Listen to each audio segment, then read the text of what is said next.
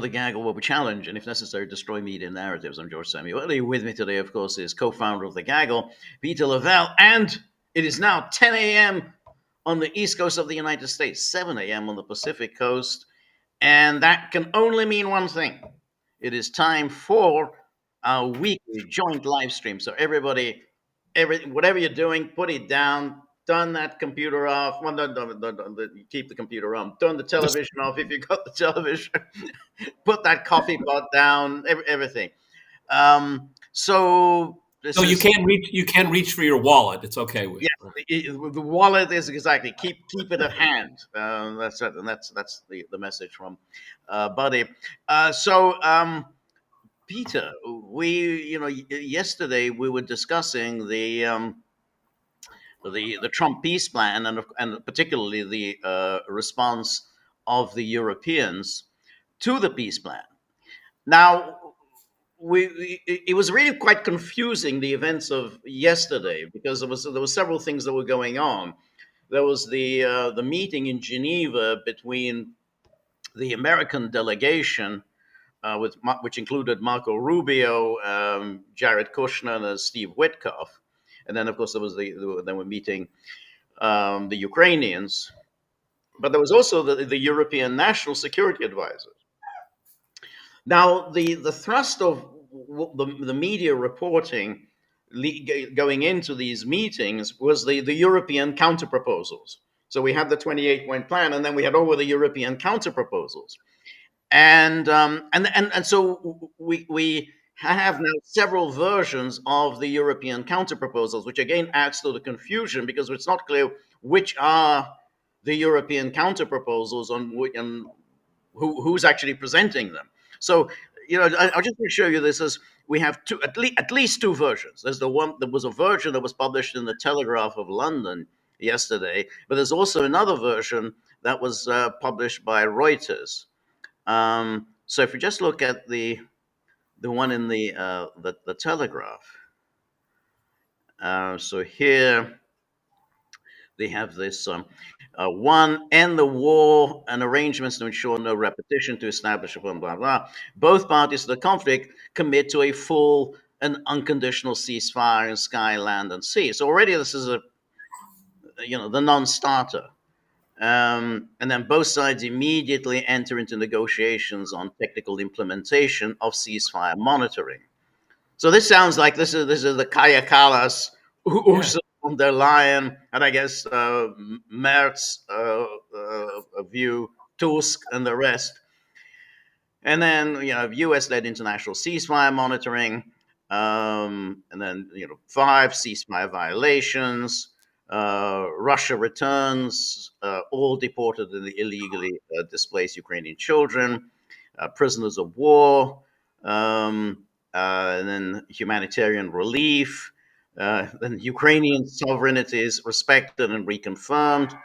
And then Ukraine receives robust, legally binding security guarantees, including from the U.S., Article 5-like agreement to prevent future.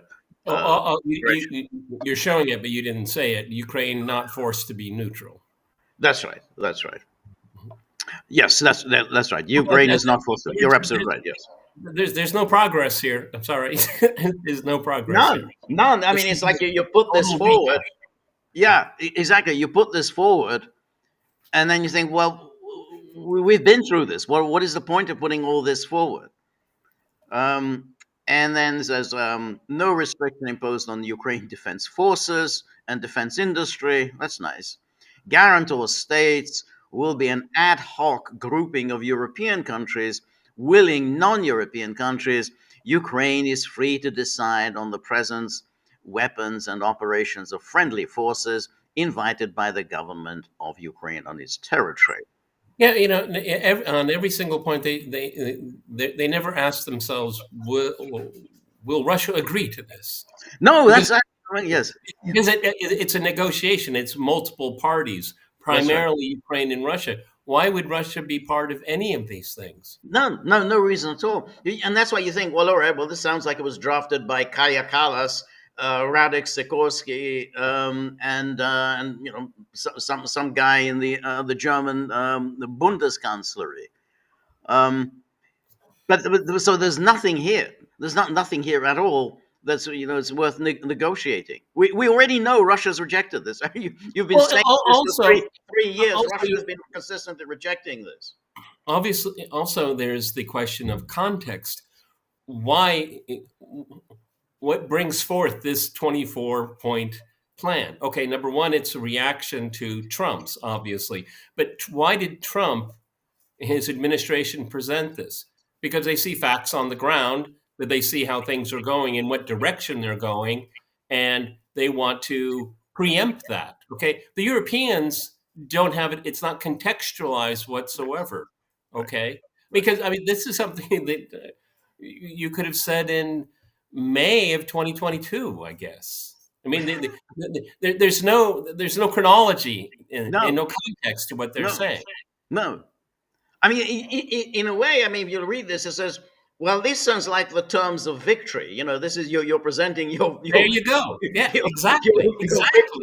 This is victory plan, and you're asking Russia has to submit as if we've won this war, and now these are our terms. it's a victory parade. Yeah. Yeah, I mean, it's like you don't present kind of terms to humiliate your opponent when you haven't won the war. Um, and anyway, then it goes on. This is so. The Ukraine's membership on NATO depends on consensus within the alliance.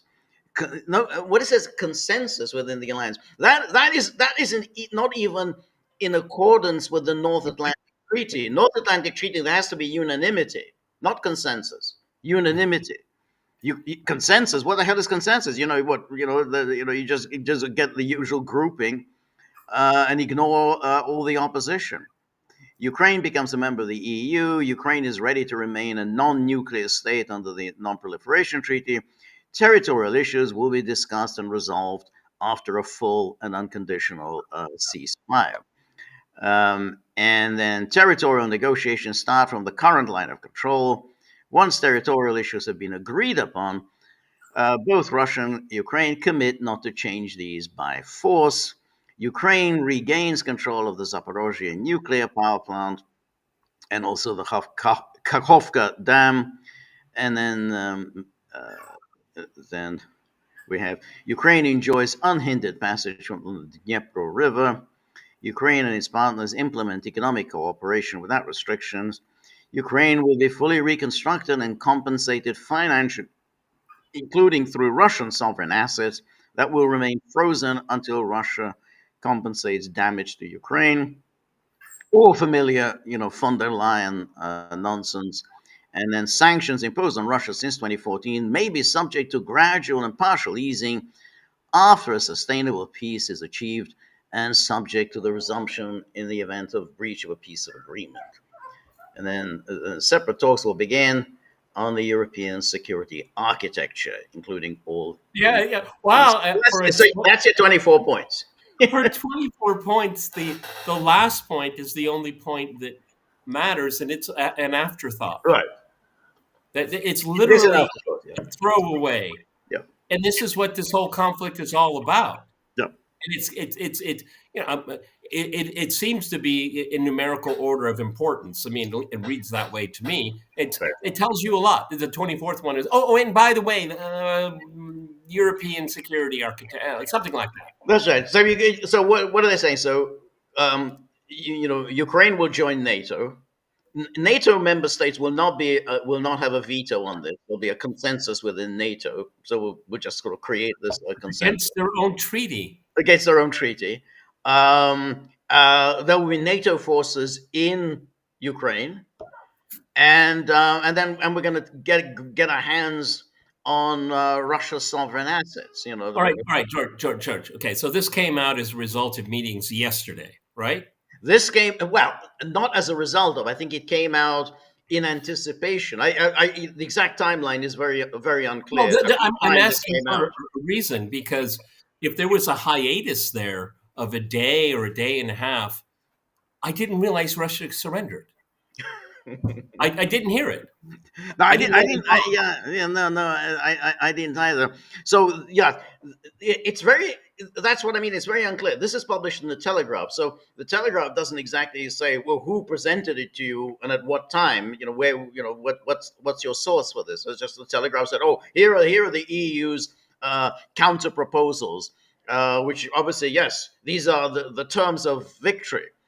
But then there was Reuters ran with a different set of counter proposals. So here is Reuters, um, and then here's this is the counter proposal drafted by Europe's E3 powers, Britain, France, and Germany, takes the US plan as its basis, but then goes through it point by point with suggested changes and deletions.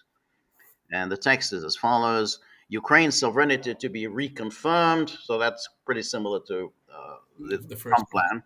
plan. There will be a total and complete non aggression agreement reached between Russia and Ukraine and NATO.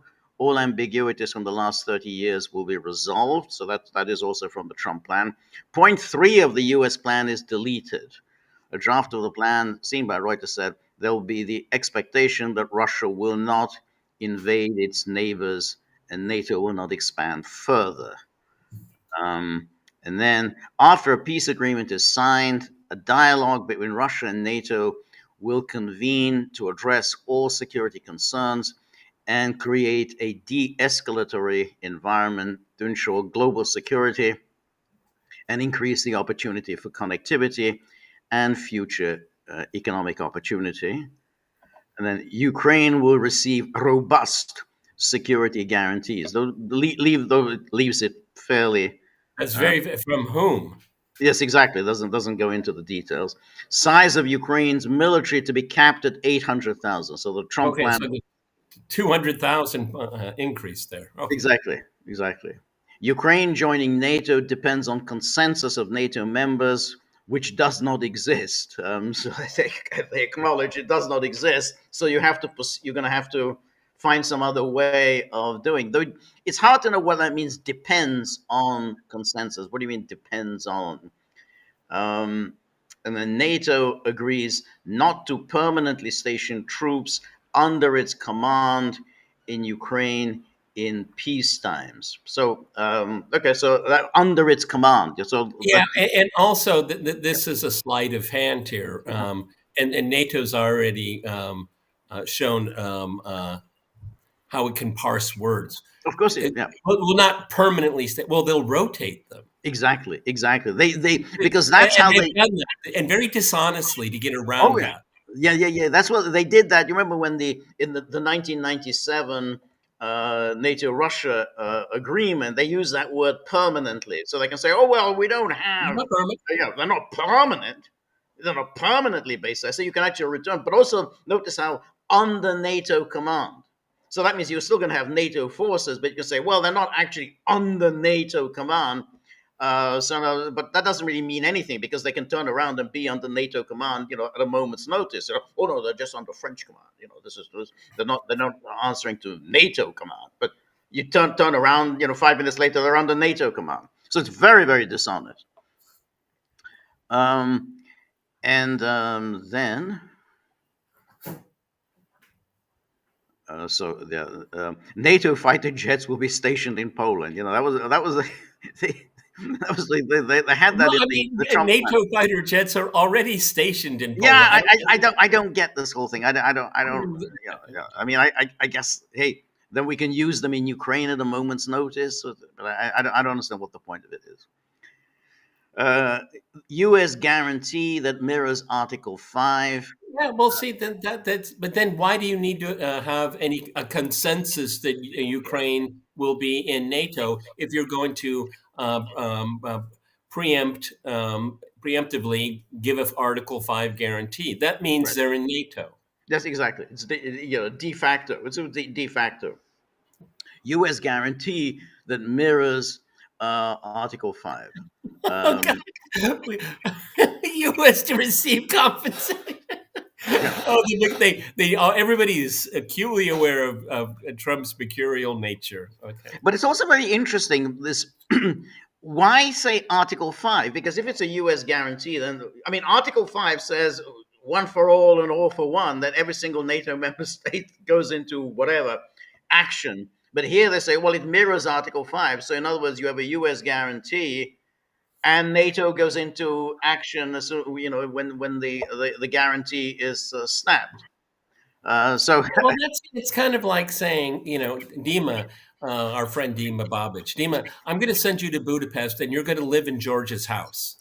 And Dima says, does George know about? No, he doesn't. It doesn't matter. Okay. I mean, so here are these Europeans, these three countries. The Americans will do this. The Americans will do that. Well, they don't. That's not the power right, structure here. right, Everybody. right. That's exactly. Um, um, and so then, so the mirrors article A, you had compensation. If Ukraine invades Russia, it forfeits the guarantee. If Russia invades Ukraine, in addition to a robust, coordinated military response, all global sanctions will be restored and any kind of recognition for the new territory and all other benefits from this agreement will be withdrawn. Um, so that's, and then Ukraine is eligible for EU membership and will get short-term preferred market access to Europe while this is being evaluated. And then we have the again the Well, what robust, is that to the Russians? Why is this in any kind of peace treaty? That's an intra-European right, issue.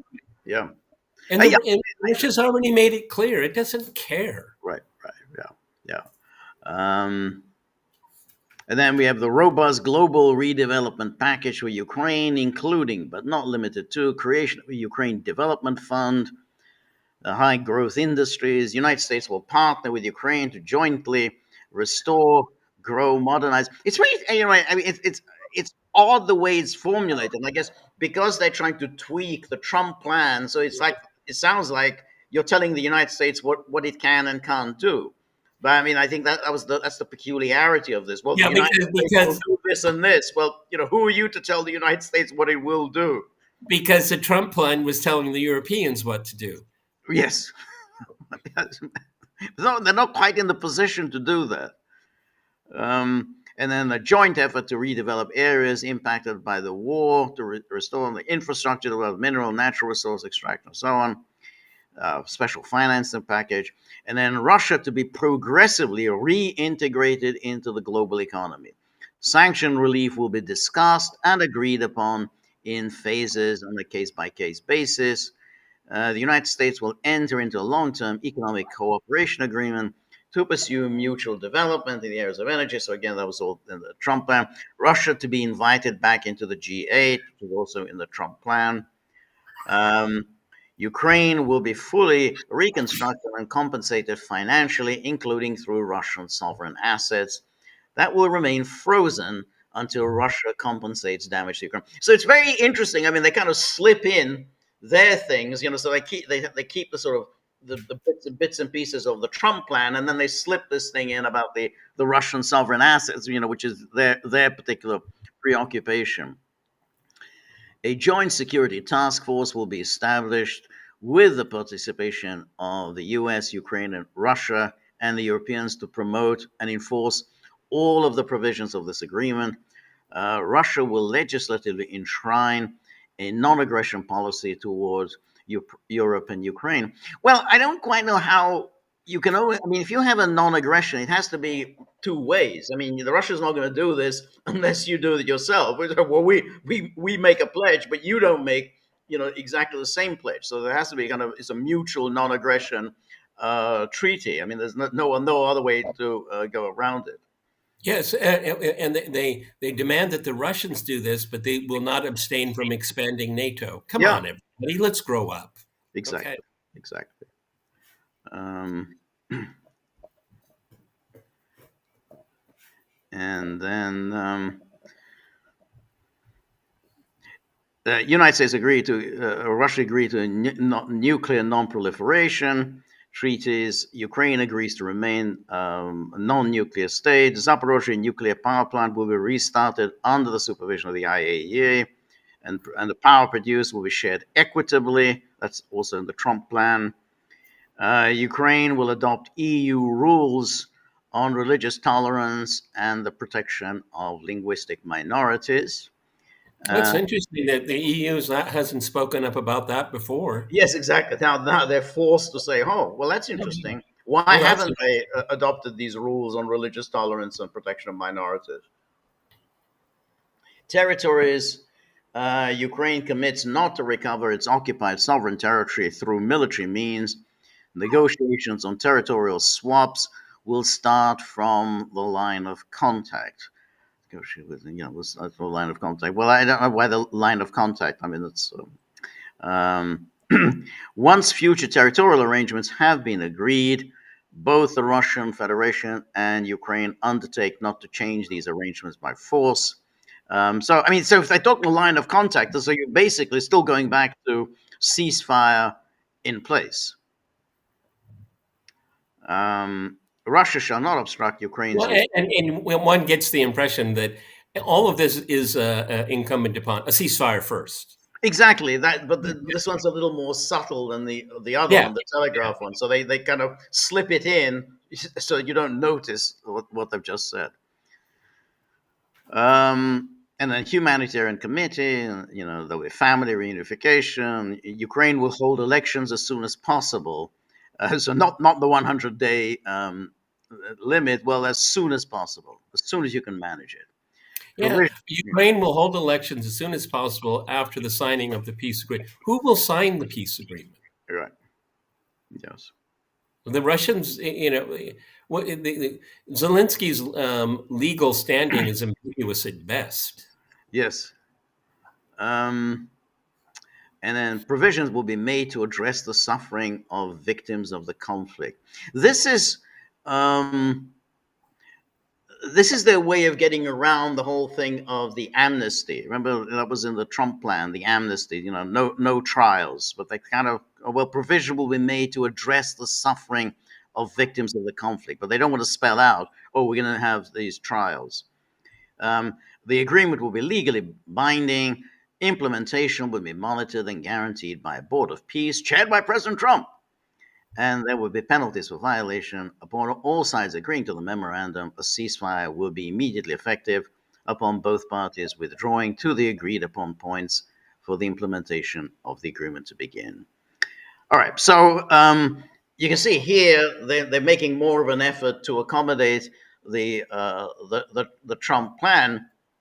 I think however, why you had these two different plans, it's not clear. But I mean, obviously they saw that earlier draft that isn't going to fly.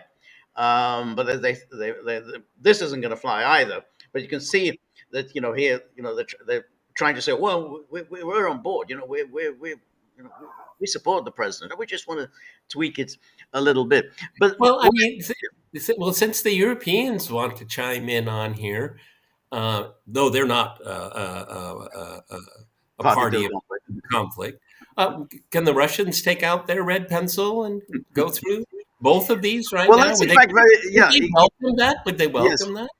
that's very interesting in all of this, which is well, you know, no one's really talking about the Russians. I mean, it's like they're having these discussions, but what was striking, in the meeting that took place yesterday in Geneva between the Americans and the Ukrainians, the Europeans were not there. This was the Europeans were not in the room for these talks, and I think that's whatever was discussed. They basically kept the Europeans out, and although the national security advisors were in Geneva, they really didn't play any role in this. So the counter proposals, they played no role in anything. So here, if we look at what what at least transpired yesterday, the Trump sent out his he started off. He sent out this truth. The war, the usual thing would never have happened long before it began, long before I took office. During sleepy Joe Biden administration, the 2020 presidential election was rigged, stolen, and so on. And then it says, the rest is history, and so it continues. I inherited a war that should never have happened, a war that is a loser for everyone, especially the millions of people that have so needlessly died. Ukraine, quote, leadership, unquote, has expressed zero gratitude for our efforts, and Europe continues to buy oil from Russia. The USA continues to sell massive amounts of weapons for NATO for distribution to Ukraine.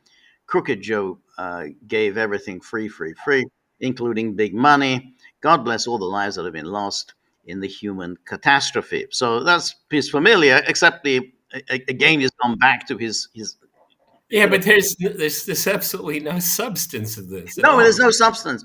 But he is now very much back on the. I'm really had it with Zelensky. I mean, he's just there was a moment when he seemed like Zelensky was back in his good graces, but then again, zero gratitude. That's what they said at that February meeting. And then when we talked yesterday about at that short brief press conference when he said, well, he can fight his little heart out. He has utter disdain for Zelensky. Um, and then he sent out another truth earlier today. So this is after the discussions yesterday. Says, is it really possible that big progress is being made in peace talks between Russia and Ukraine? Don't believe it until you see it, but something good just may be happening. God bless America. Not exactly a very fulsome. Why did he feel the need to send that out? It's a good question, um, but it seems quite tentative. Yeah. Don't believe it until you see it. I mean, for Trump, that's not Trumpian. Trump is always, yeah, fantastic, we're almost there. Um, but anyway, here was after the meeting yesterday. So the White House issued a statement, but for some reason it says Office of the First Lady. I don't understand. It had nothing to do with the First I Lady. noticed that. I was Yeah, like, they got the yeah. wrong stationery. No. That was Office of the First Lady. I have no idea why that was. But then he said, they met, talks were constructive, focused, respectful, shared commitment to achieving a just and lasting peace. The discussion showed meaningful progress towards aligning positions and identifying clear next steps.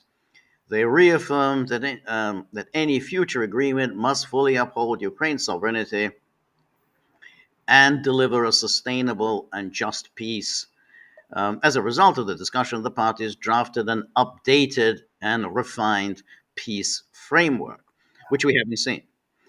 And then the Ukrainian delegation reaffirmed its gratitude and steadfast commitment to the United States. Notice that they had reaffirmed its gratitude for the steadfast commitment of the United States and personally President Donald J. Trump for their tireless efforts aimed at ending the war and the loss of life. Imagine, they forced the Ukrainians to sign on to that statement.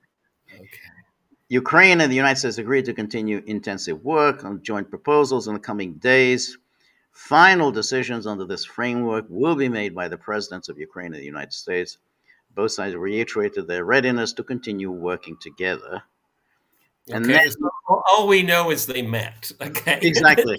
But then there was also a readout. There was a subsequent readout um, of the peace talks between Rubio, Witkoff, Kushner, Driscoll, and the Ukrainian delegation.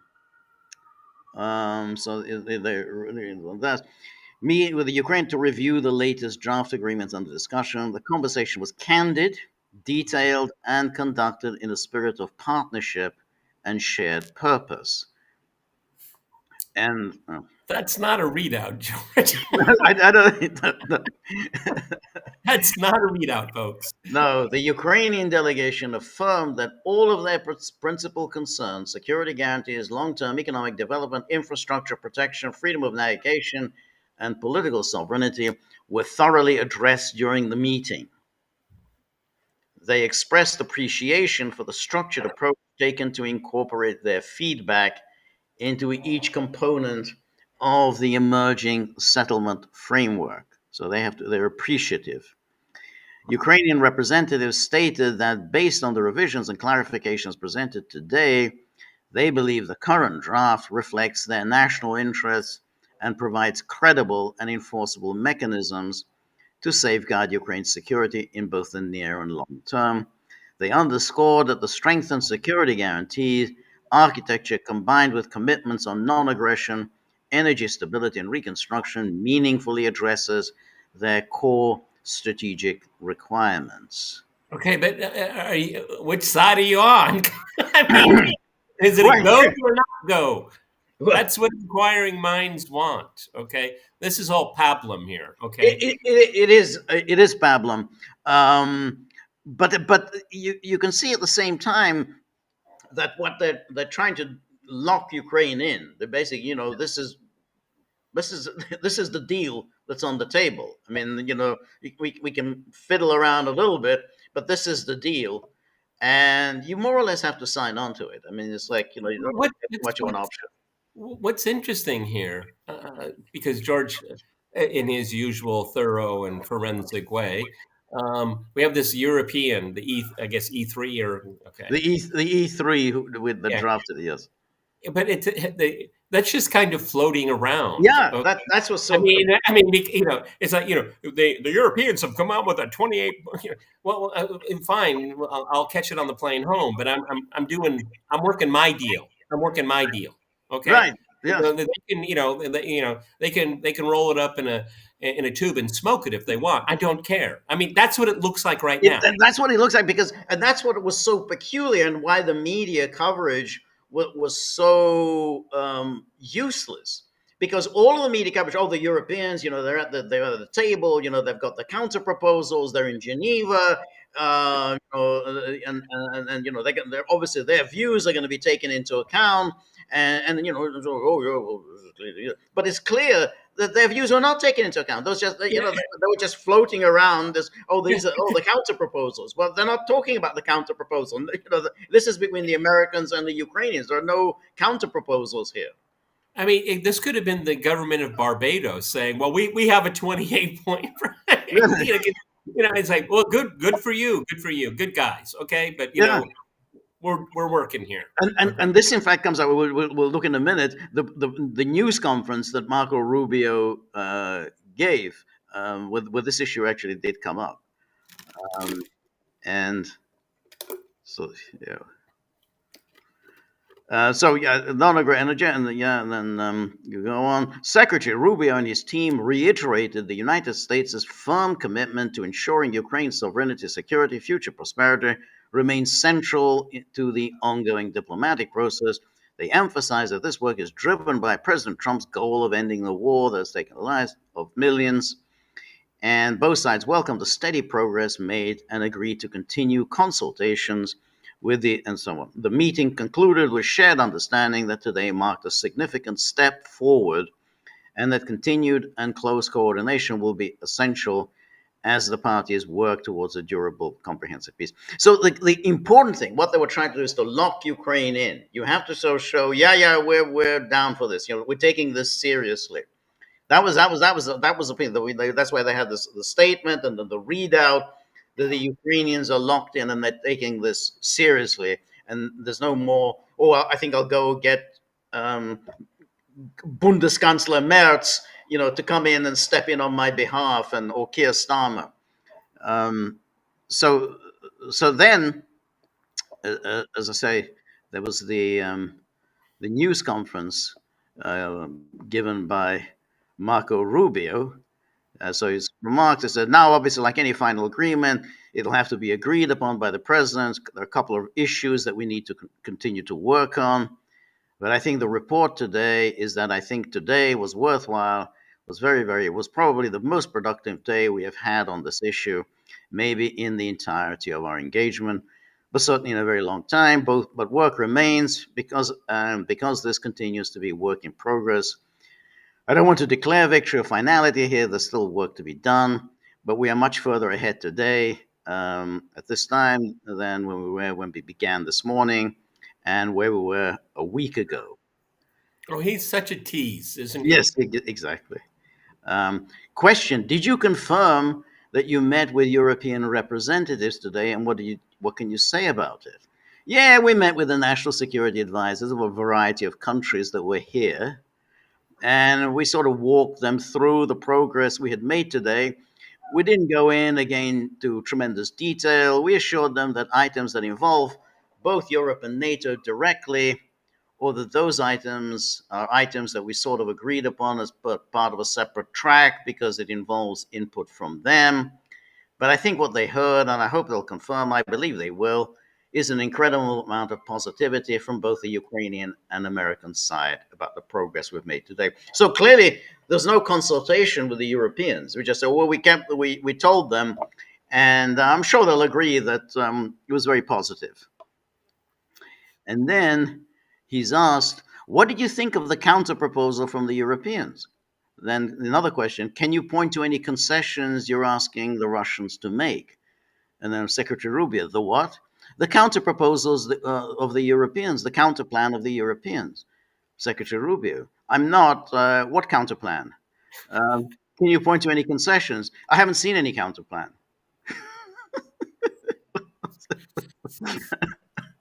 What counter plan? You gotta let me know what counter plan is going on. So basically, this counter plan was just something that Politico is writing about, Guardian and every Telegraph. Everyone was talking about the counter plan, but basically Rubio wasn't really is playing no role whatsoever in anything. The counter proposal. Yeah, I mean, again, what we're seeing here, I mean, obviously this is a fluid situation, but the Europeans are acting as if they matter. They act as if they're going to be listened to. Yeah, They act as if they can influence someone else's plan. Well, they're wrong on all 3 points so yeah, far. that's right. Yeah, exactly. Um, and then in the so I was kind of looking. So, well, have the Russians responded? They haven't really responded very much. That's what I was looking for today, but So yeah, here's TASS. Says Kremlin to wait for outcome of Ukraine-U.S. consultations in Geneva, and it says here Russia will wait for the outcome of the Geneva consultations between Washington and Kiev before assessing potential changes to the U.S. plan to end the conflict. This is Peskov said. We have read the statements made after the Geneva discussions. We will wait because dialogue still seems to be underway and some communication will continue.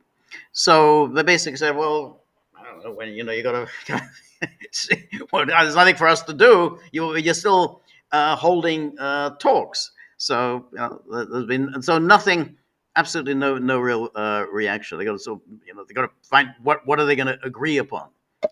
Um, so that then there was an interesting article that appeared today from Axios, which was which kind of traces the origin. How did this come about? This uh, the Trump plan. What was the origin? So it was a longish article, but I just want to get a few highlights from it.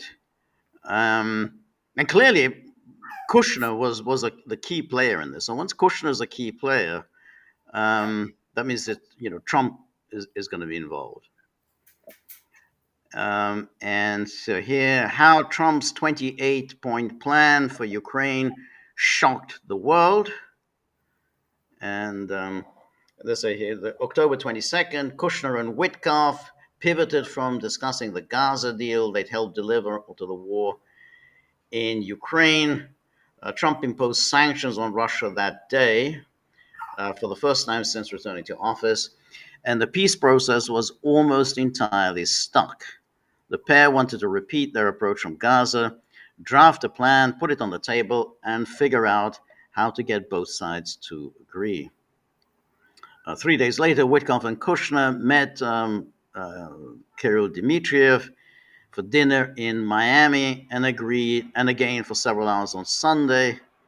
The Russian envoy, who also heads Russia's sovereign wealth fund, told Axios on the November the 17th interview that they worked to put understandings reached in the Trump Putin summit in Alaska down on paper.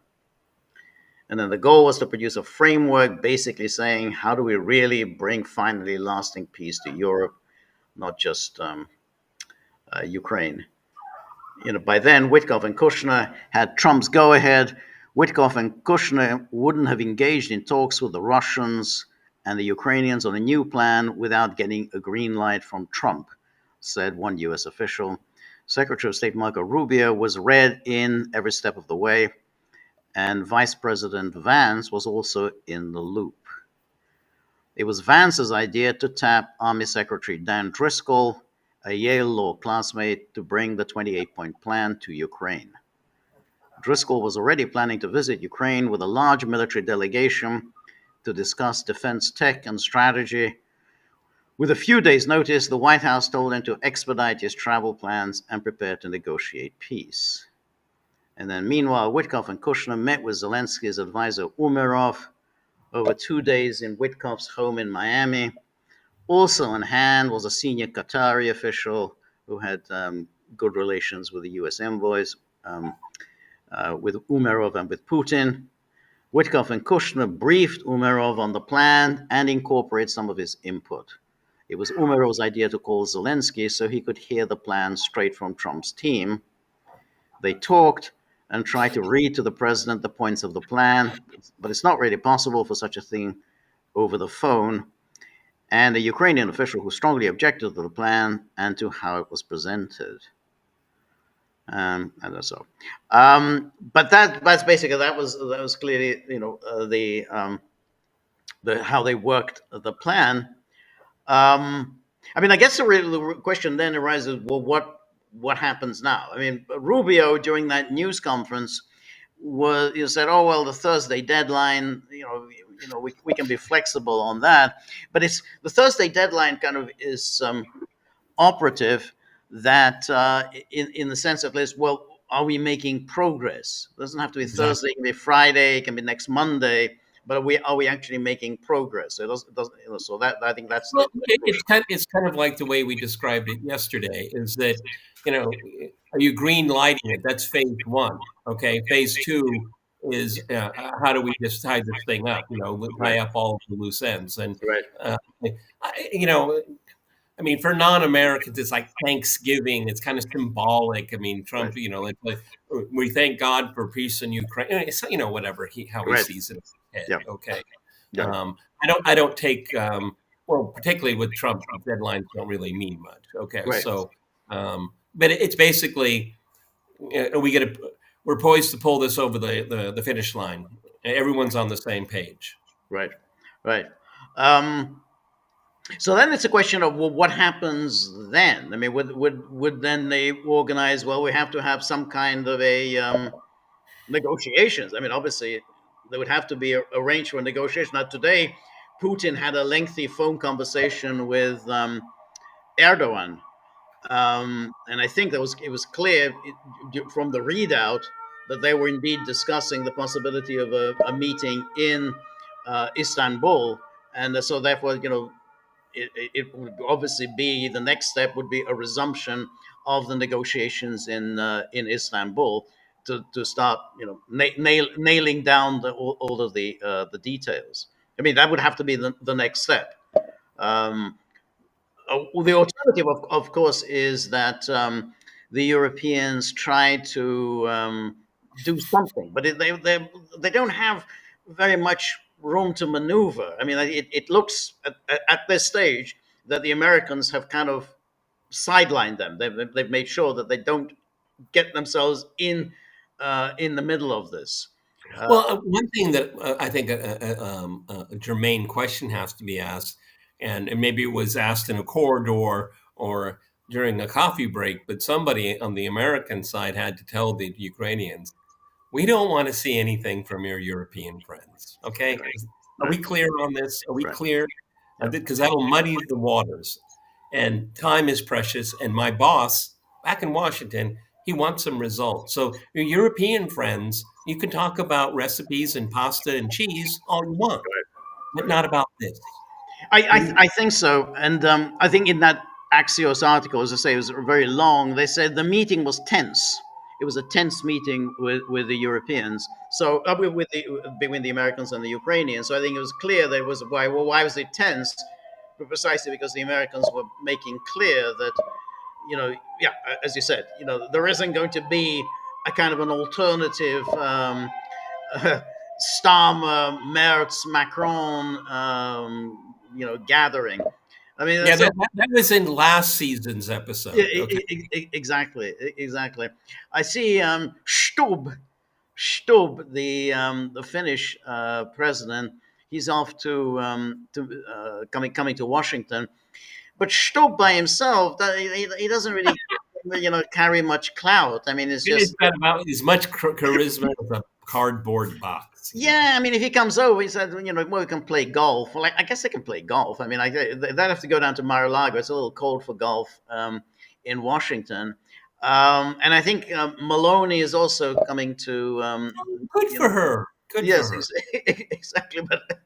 But again, Maloney by herself doesn't really carry very much weight. So it's very, very interesting. I mean, you'd have to then say, well, I mean, they said that they've redone the deal, but we haven't actually seen it. Maybe at some point we'll see the recrafted 28 point plan. But Imagine he like opens up his. We have a couple of ideas, and he would say, well, we don't need your help. Okay, so butt out. This is my Nobel Peace Prize, not yours. Okay. that's right. Yes. Um, so I mean, be kind of interesting. I mean, it's clear by the very fact that this has been going on for some time. That the Witkoff um, and Kushner means that while they were negotiating, obviously with Trump, say with Trump, you never really know what's going on. He sort of talks, yeah, sanctions, that's it, sanctions, and then in the meantime, he tells them, hey, we got to get this thing over and done with. So just as everybody was celebrating, oh, thank God, we've got Trump on our side. He's finally seen through the deviousness, deceptiveness of Putin. Trump is then, doing something the opposite. Well, I mean, what at this stage here, I mean, all things being equal, given what we know, and there's probably a lot that we don't know, is that at some point, and the Russians have already made it clear that they're not interested in megaphone diplomacy, so they're not going to be chiming in, reacting to news reports, which is a very wise diplomatic posture. But at some point, George, they're going to have to say, the Americans going to say, okay, look, we had a tough love talk with the Right, Ukrainians. right, This is what we've kind of whittled down to. Now you've got to take a look at the draft. right, Okay. I mean, right, you can't do this with a cold call. Okay. right, Somebody, can you send, Dmitriev back over, or maybe we can, meet in Iceland or something. But I mean, right, at some point, you're going to have to see if it's going to click. Okay. right, I right, mean, and that's wise because nobody wants, after all this quote unquote work, according to Axios, I mean, you just don't want it to all go to the wayside, which it all could. Okay. So at one point, you're going to have to, let the Russians say, well, we see this point here, G8. I don't know where you came up with that, but thank you for the invitation. We're not interested. Okay, I mean stuff like that, and then will be, could be, might be. We need that all of that language to be taken out. Okay, yeah, yeah, um, and actually, I hate to say this, but the Europeans got the first point right. About affirming Ukraine's sovereignty. The Trump plan doesn't make any sense. because you don't observe the sovereignty now. Well, Right. both Russia and the U.S. do. I mean, somebody with better English drafted the European one, but I mean, there's too many things about who spending whose money, and can you get the Yeah, yeah, Europeans actually to do that? yeah. I Right. mean, you want the Europeans to do that, but they're going to have to do it for this supply. I mean, it's really messy. It's a very the first draft is very, very amateurish. Okay.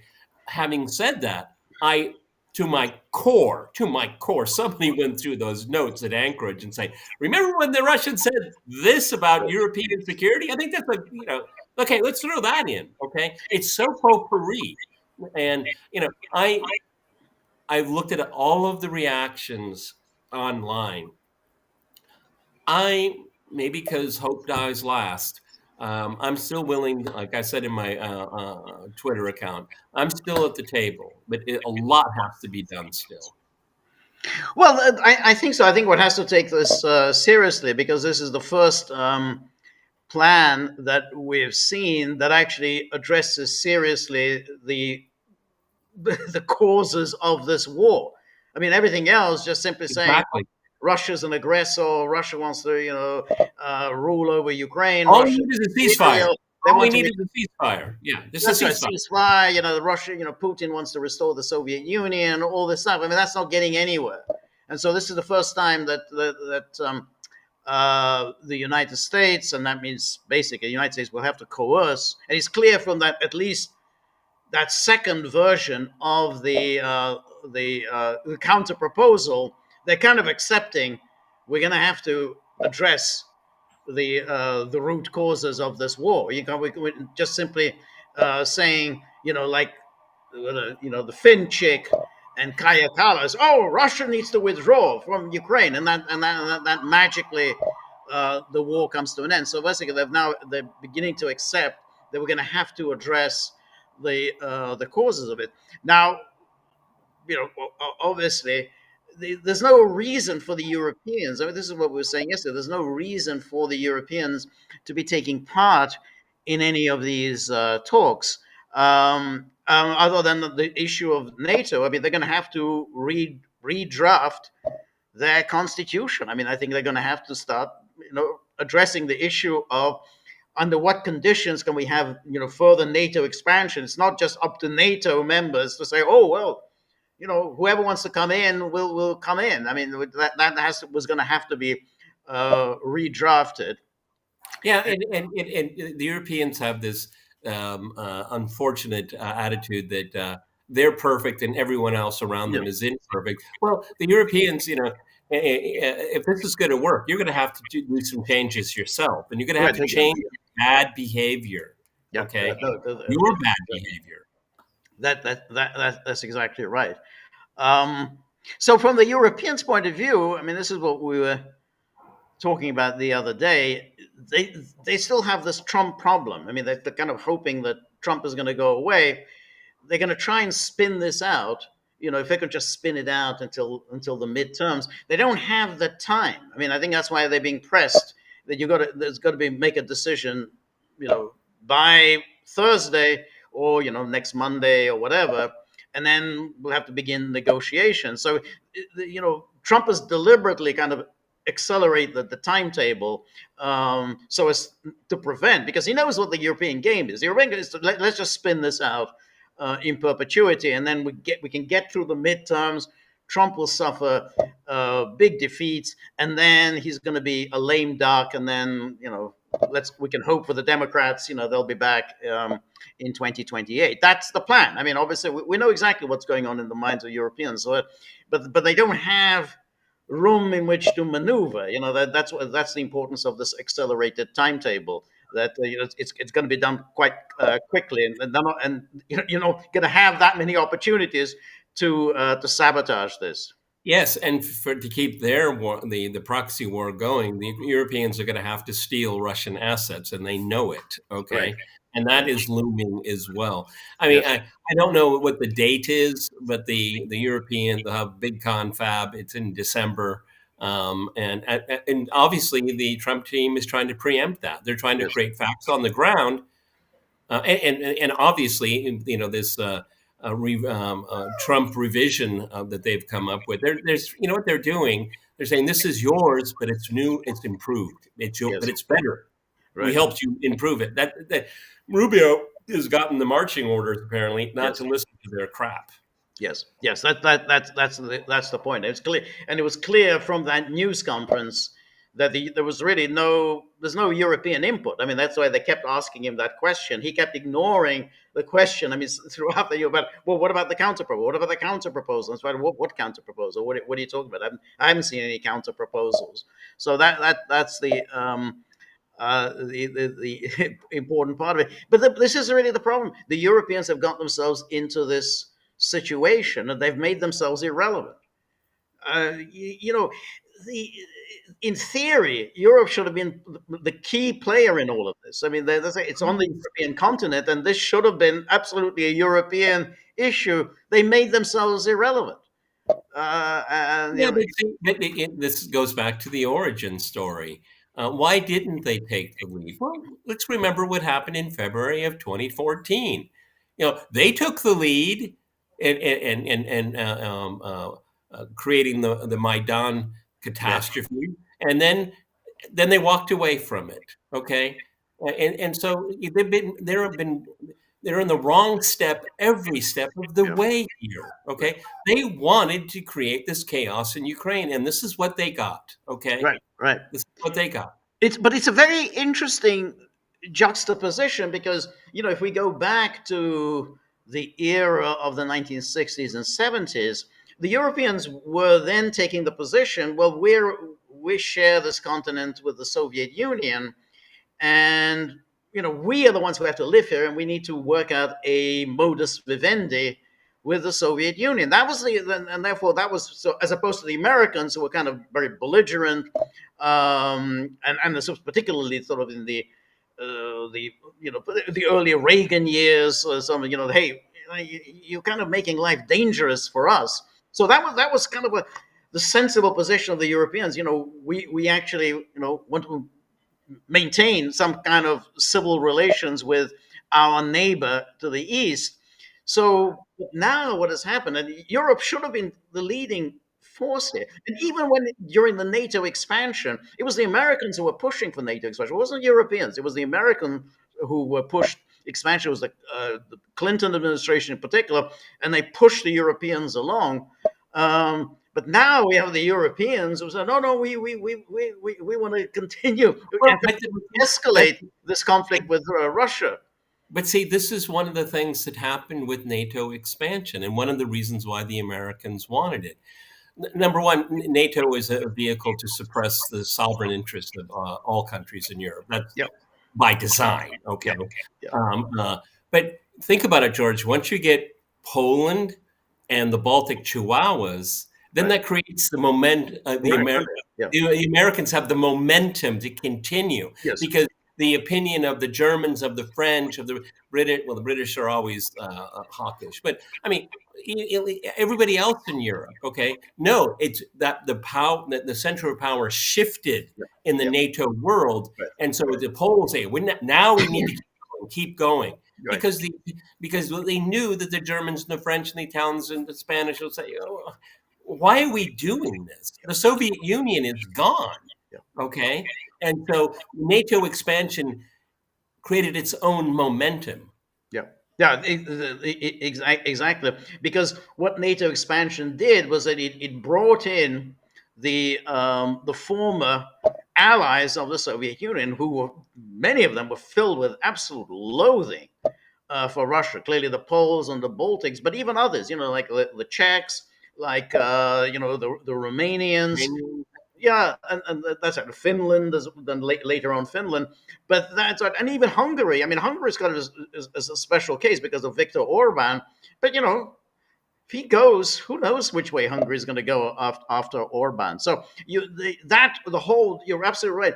The center of kind of European thinking really moved into a very Russophobic direction, entirely predictable. There were people who said, "Yeah, you're going to change the character of NATO once you bring in these states." But see, George just hit upon it. See, what before the expansion, one can easily claim Georgia will sign up first. This was anti-Soviet. This was Right. against Right. Soviet um, Right. uh, potential Right. expansionist designs.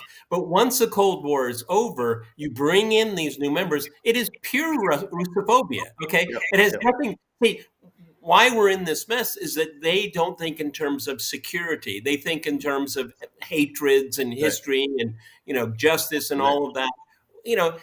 That's not part of geopolitics. Right. Okay, Right. Right. Viktor Orban is the best example of it.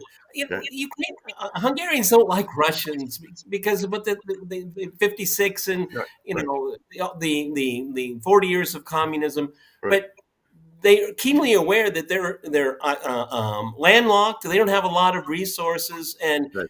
and if everything falls apart, Hungary's going to be in the middle of it Absolutely, again. exactly, and I think that's exactly the point. That Orban seems to be the only person which says it. We had two world wars, West versus East, and we kind of in the middle get absolutely Something, pumped. We're not even the key player in all of this, but we're in the way, and we get we really get punished, more than almost anybody else, just because we're in the middle. And so yeah, that's what makes it's so important to understand. But Europe just simply went along with this, and now we want a seat at the table, but you haven't done anything to deserve a seat at the table. You just want this war to continue. You just want, how do we get this war to go on? Please, please, please, we want it to continue. yeah. They don't deserve a seat at the table. They need to be blacklisted. Exactly. I mean, this Kaya Kallas. I mean, the idea of having her as a foreign minister, she's the foreign minister of the EU, and then the other day she was going on about Andrei Gromyko. She got his name wrong. She called him Alexei Gromyko. So I think that's her great knowledge of the Soviet Union. I mean, the man who was foreign minister. I don't know how many years he was foreign minister. Yeah, he was foreign minister since the Roman Senate. Yeah. Since Ivan the Terrible, yeah. but you see, she was going on about Gromyko, which itself is just so odd. I mean, he's just a foreign minister. He was that he did what he was supposed to do. I mean, it was whoever was the leader there, well, he did what the leadership wanted.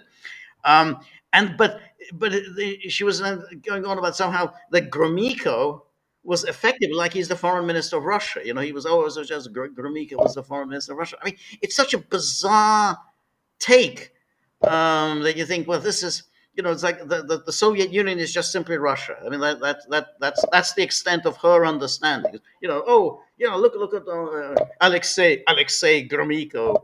Yeah, but this Kaya Kallas, I mean, she's such a nitwit. I mean, ask what Russians think about the Soviet Union. It's very interesting. The younger generation says, "Yeah, I'm glad I wasn't part of that." Okay, I mean, my parents and grandparents told me about it. Yeah, yeah, we were a great superpower, but we were relatively poor. Right. And now we can travel, we can spend money the way we want to spend. But of course they can't travel now, because in a way it's like yeah, well, it's gone the that's other way. Back then they were prevented from traveling by yeah, the but the, Soviet government. Now they're prevented by the European government. yeah, but one thing is there's a thread is that Russians have self-respect. Yeah. Okay, and that's not going to change.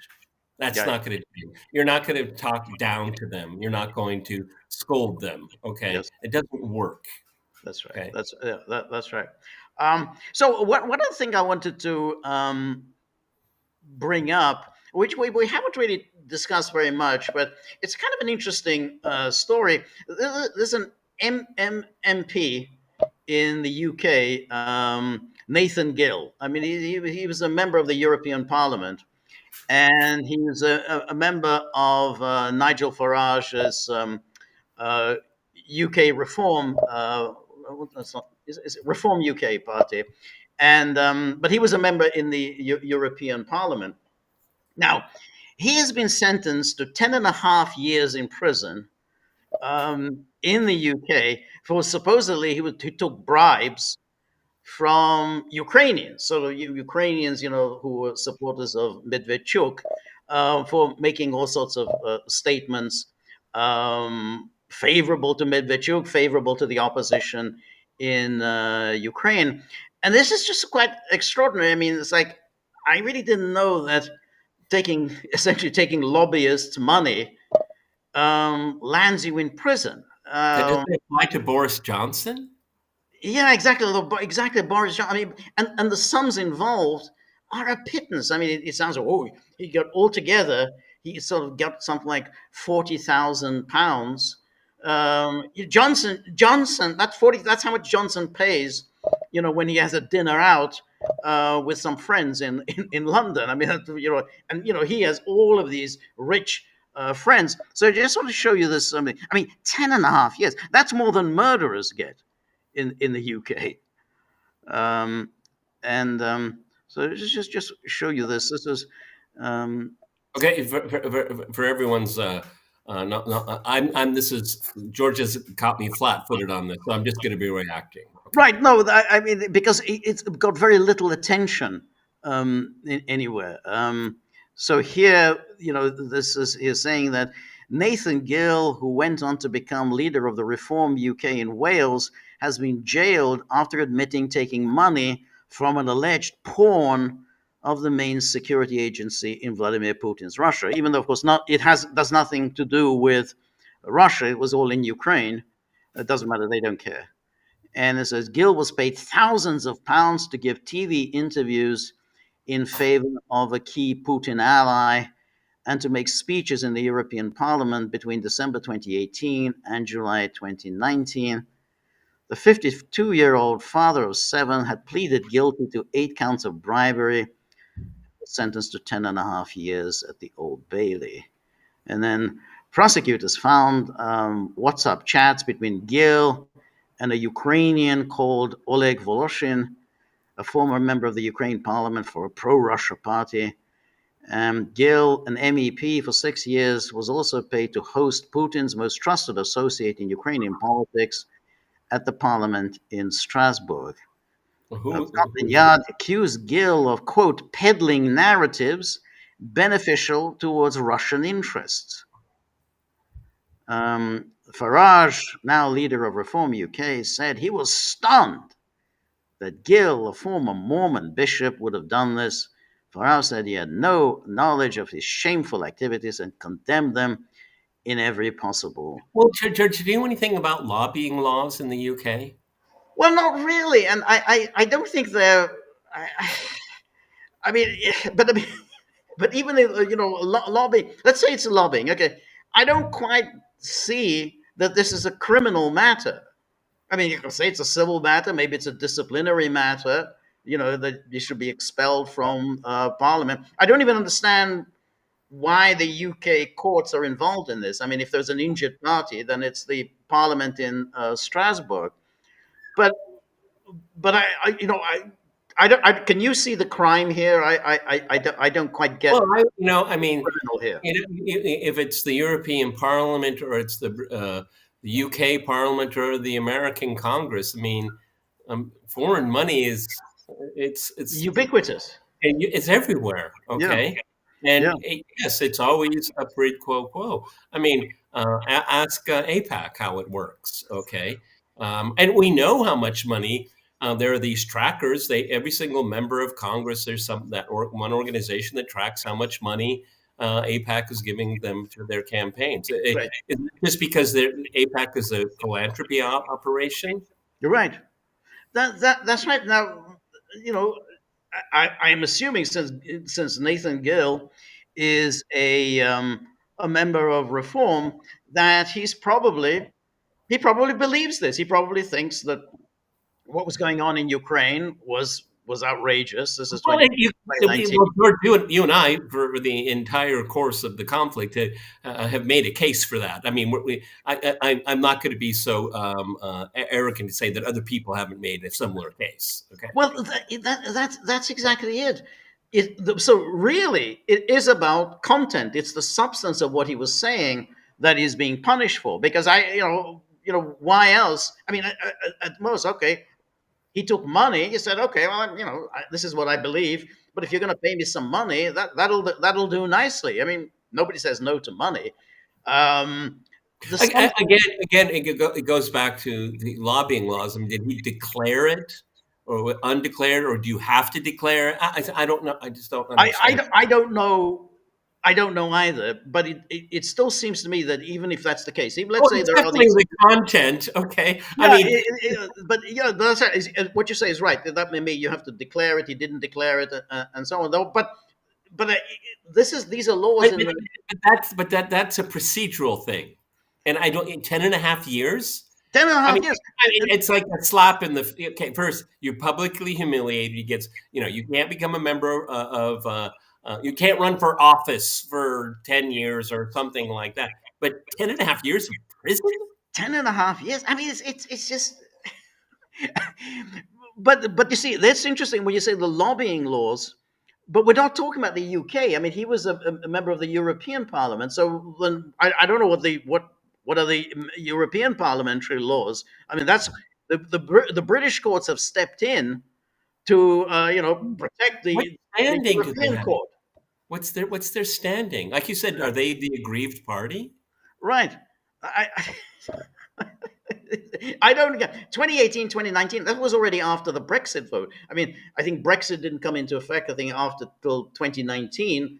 So it's really pretty much on the edge. After the vote was 2016. So it was already Britain was obviously leaving the EU. It's not even a member of the EU now.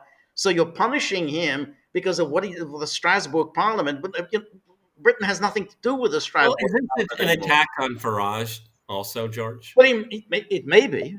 I mean, it may well be. But I think the thrust of it is, well, there's these horrible, terrible Russians, even though, like, I mean, all the media keeps saying, oh, Russia, Russia, Russia. But it's Ukrainians. Ukrainian. This is an intra-Ukrainian point. And clearly Medvedchuk and the others, I think they wanted to draw the attention of the Europeans to what was going on in Ukraine back at that time, and they were talking, hey, there's a repression against the media. Those are the statements that he was making in Strasbourg. And probably they offered him some money. I said, "Oh, I'll take some money." There's no evidence that it's something that he didn't believe. I mean, I think he believed it. But either way, Well, I willing mean, to take the most negative view of it, it still seems to be like a civil matter. yeah. They're going to tell him to give the money back, or and you will never run for office, stand for office again. But 10.5 years. Well, did he have these views before he was offered money? I would think it's quite plausible because in Well, I mean, those days, considering he's in Farage's circle, exactly. that circle does believe in these things. Exactly, because Farage, he's a kind of an opportunist that he is, but Farage back then in 2014 was actually very, very sensible. I mean, he was generally again, he was opposed to the Maidan. He thought, hey, this is really stupid doing this. And he used to make statements against NATO expansion, and he used to make statements that it doesn't make sense to antagonize Russia. So I would have, since he was a member of Farage's party, that's the view. And Farage's party has often been attacked as pro-Russian. That's pro-Russian. So I'm quite sure he always had these views. He's got 7 children, so presumably he needs a little bit of money. I mean, Yeah, I mean, again, it goes back to RussiaGate, and Russia's influence on the American election of 2016. And George and I have suggested over and over again, well, let's compare what that kind of influence was. Let's look at the Turkish lobby, the Israeli lobby, right, the the UAE's lobby, right. Qatar's lobby. I bet you, I can say this with complete confidence, that all those countries meddled far more in American domestic Yeah, politics. yes, yeah, that's right. And Israel, we notoriously meddled in British politics. I mean, Israel played a huge role in the downfall of Jeremy Corbyn. So, I mean, Israel is notorious in its interference. Anyway, let's take a look at some of the commenters on our locals page. These are people who are concerned about the dogs because they worry that the dogs are going unclothed and unfed. And Oh, so, far from it, everybody. Okay, far from it. oh, I, Okay, I, leave the question. I'll be I, right I, back. I want I want to I'm pull going at to people's disprove that. heartstrings. Hang on, I'll be right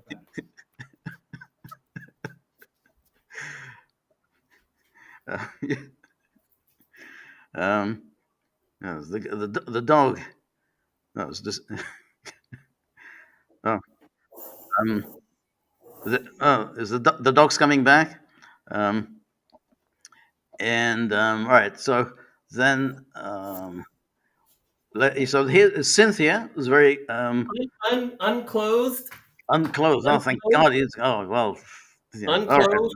Well, that's very heartening. Yes, well, so you'll be able to get through this winter. But I like to pull at people's heartstrings. Oh, they're overworked and underfed. They don't look terribly underfed. Anyway, Cynthia, thank you very much, Cynthia, for your generosity. Really appreciate it. So Cynthia asks, in terms of foreign policy, Trump has flip-flopped from being a non-intervening nationalist to being an intervening globalist.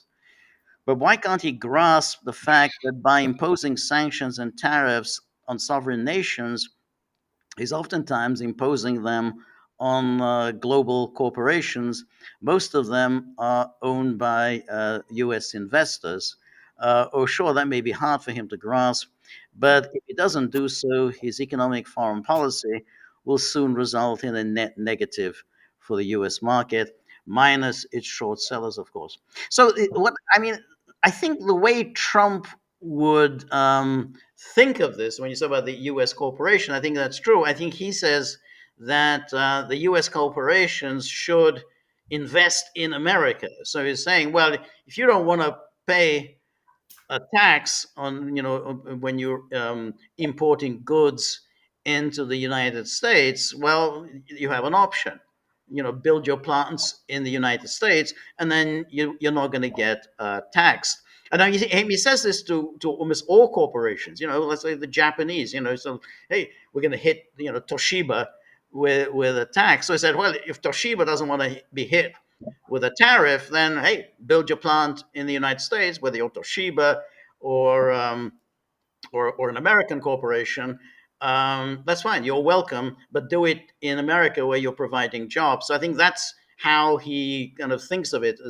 But I think he hasn't pursued the tariff policy in a consistent way. He's using it for all sorts of other purposes rather than doing the sort of the infant industry argument, which is how one once it thinks of tariffs. Yeah, so we want to protect our industries, but he's using it. I mean, like he's hitting Brazil, and have some sympathy. I think what's being done to Bolsonaro is outrageous, but that's not really the purpose of tariffs. You can't use tariffs because you don't like what's going on with Bolsonaro.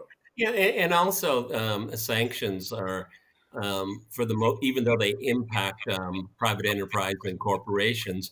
I mean, these are against states, and of course, the sanctions against Venezuela. American oil companies love that because they believe that's only a matter of time that they will benefit from it. I mean, John Bolton even said that when he was national security advisor. Venezuela has a lot of oil, and I'm paraphrasing.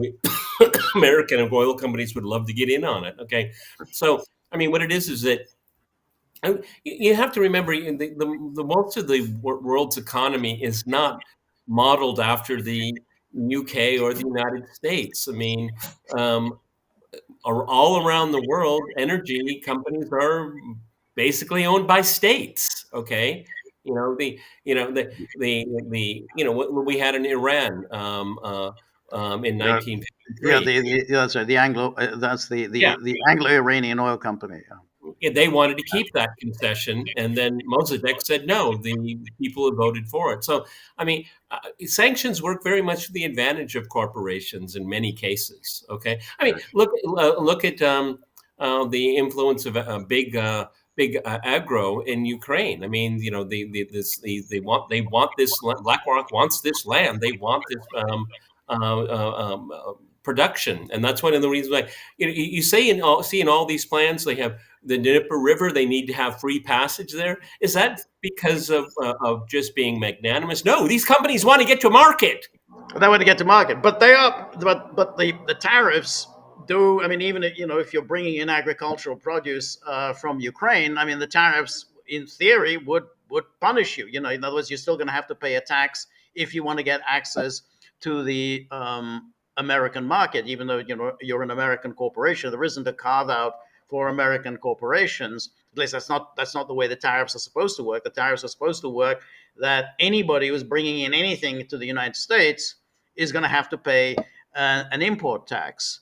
And I think in principle, I think that's a good idea. I mean, I think you do want to protect your workers. You want to make sure that there are jobs for Americans. But as I say, if you're doing it in a haphazard way, and then Trump sometimes then backs away when suddenly he's finding prices are shooting up, then the policy fails. I mean, if you say, well, there's a shortage of beef in the United States, so beef prices are soaring. So he says, okay, well, we're going to take the tariff off on beef imports. Well, that's a problem because you're supposed to be protecting American ranchers. I mean, giving that sweetheart loan to Argentina. Yeah, exactly. So suddenly, help American beef producers. It doesn't. The Argentine steak, is very good, but you're supposed to be protecting American ranchers. Look, I see Stone Rivers.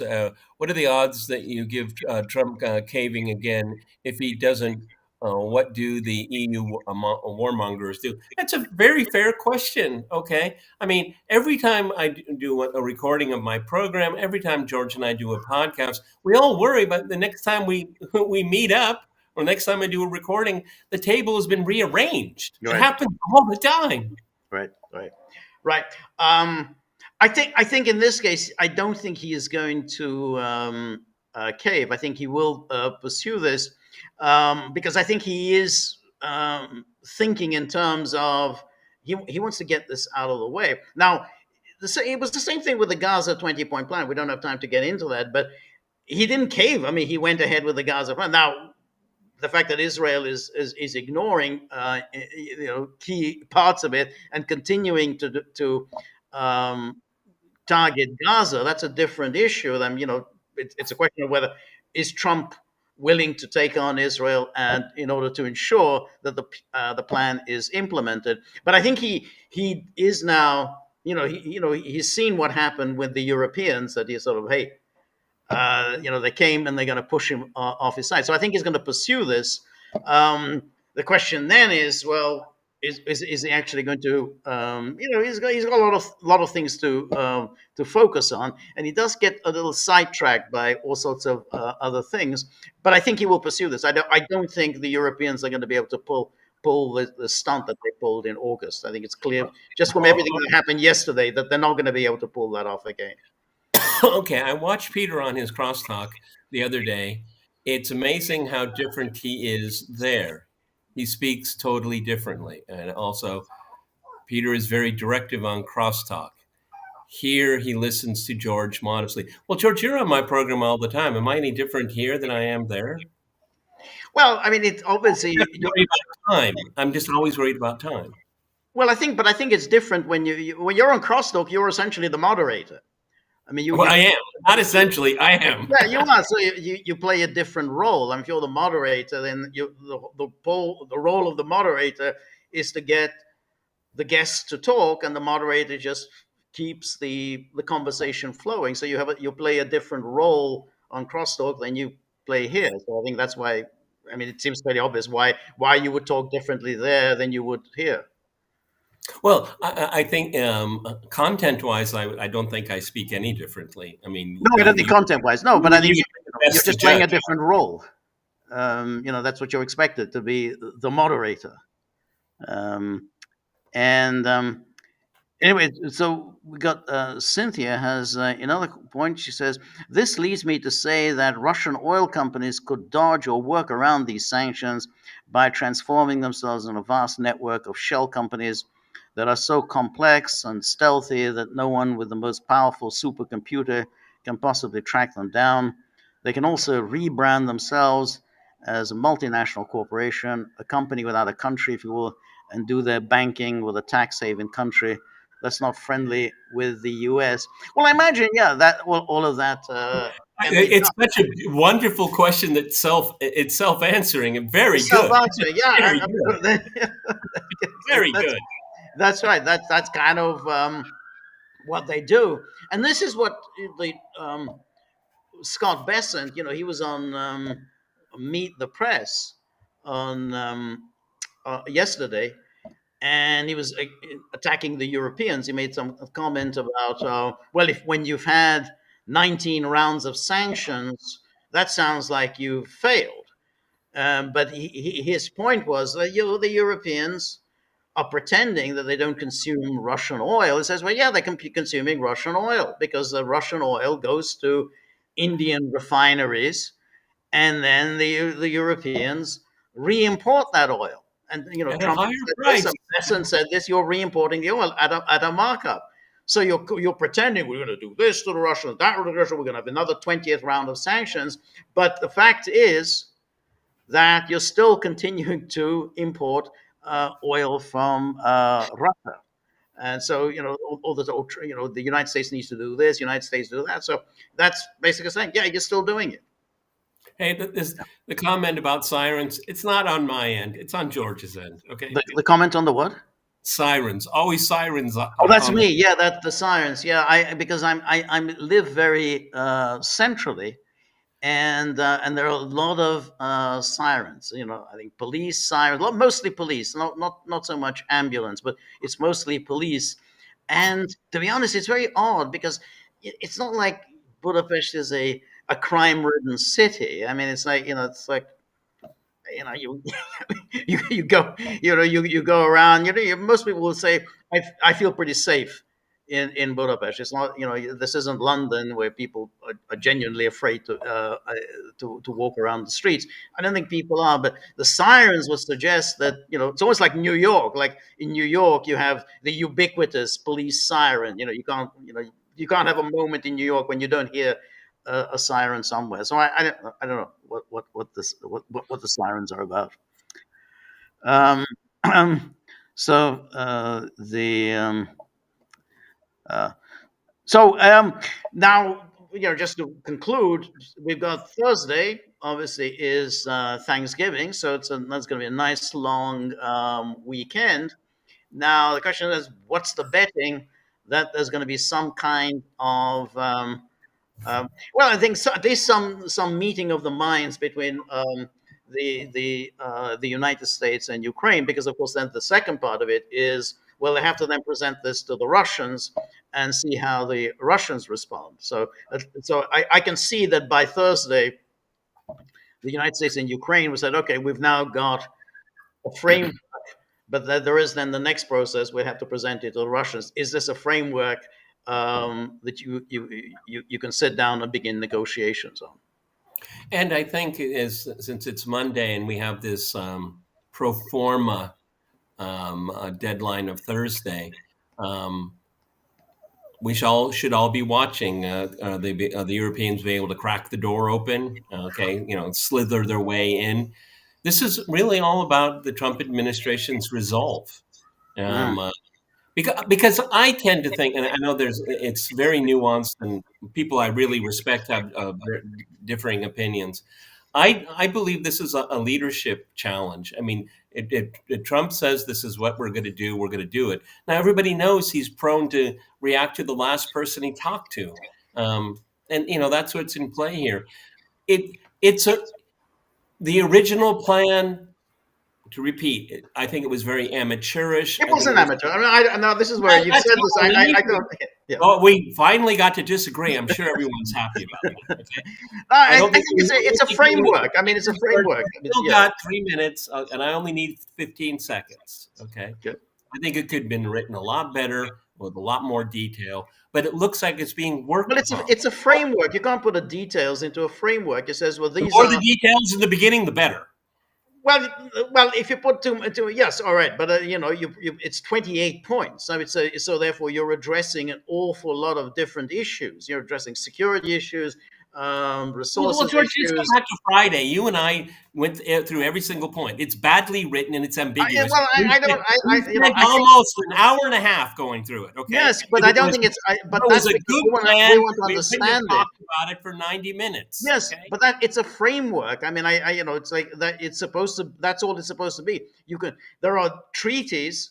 Those are very detailed. But when you want to begin negotiations, you always put forward a framework. These are the points that we need to address, and then you start filling in the details when the negotiations actually begin. But the 28 points is the 28-point framework.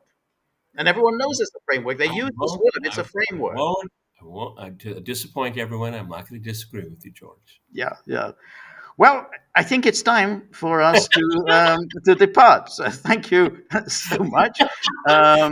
We Yeah, end on a virtual handshake. Okay. that's right.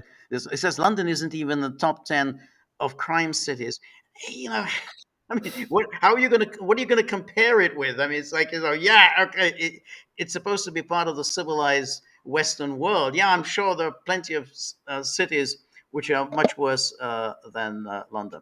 Anyway, thank you very much, Peter. Thank you very much, everybody who joined us. Thank you to the dogs, and we will be back next Monday. So until then, happy Thanksgiving, everybody, and all the best. Goodbye.